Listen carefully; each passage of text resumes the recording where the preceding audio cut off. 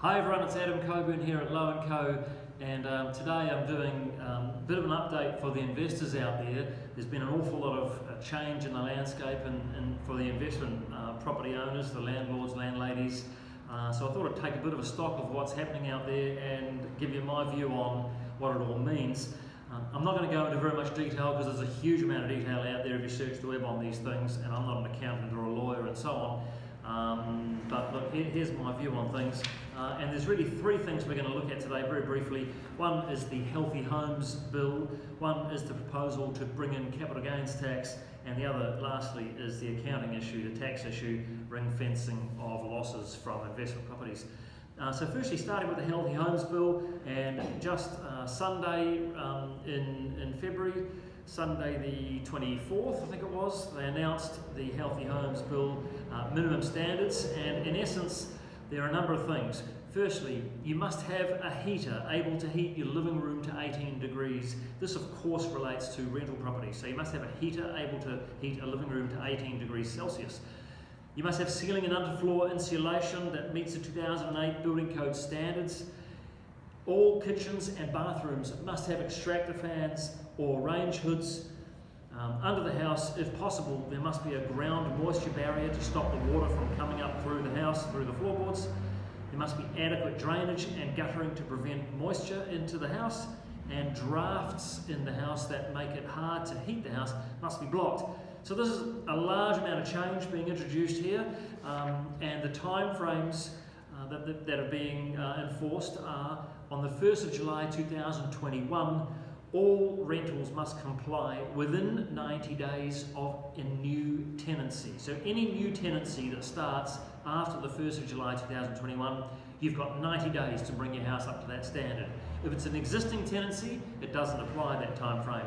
For all other tenancies, it's 1st of July 2024. So you have got between 2 and 5 years to bring these changes into effect, but they are quite a big change there. And one comment in particular from Andrew King, New Zealand Property Investor Federation, is that with regards to heating, for example, the most popular form of heating is of course a heat pump. Fantastic, and you know, all tenants I'm sure love them. It's a great form of heating in a house, but there are some tenants that don't necessarily want a heat pump, and Andrew King says this will force tenants who don't want heat pumps to pay for them anyway. There's a capital gains tax also, of course, being proposed, just a proposal at this point from the tax working group. Now let's be honest, this is not the first time this has been proposed, but essentially they've come out saying that capital gains on rental properties should be taxed at the taxpayer's marginal rate of taxation. And the same should apply to shares, businesses, farms, and batches, if I'm correct. Family homes, personal assets are excluded, but this is a big change if this was to happen. It's a big, broad proposal here, and there have been a number of comments out there from various advisors. For example, when you're calculating the capital gains, the prices that you paid for the property are not inflation adjusted. So if you paid $500,000 for the property 10 years ago and now you're selling it for say $1 million, many people are saying that you should index that $500,000 purchase price for inflation, so that you're actually paying capital gains tax only on the real gains, not the nominal gains. Is it fair that it's not indexed for inflation? Perhaps not.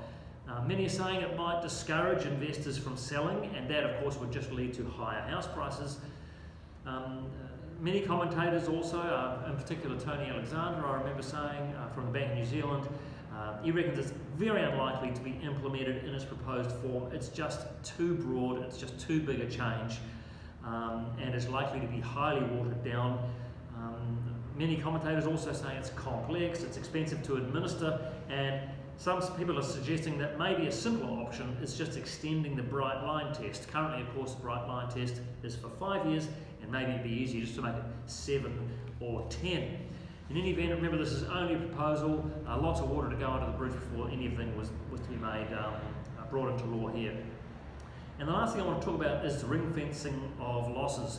And of course what that means is that losses from your rental properties, that is if the costs are greater than the rental income, they in the past have been able to be used to offset your tax that you've paid and your other sources of income.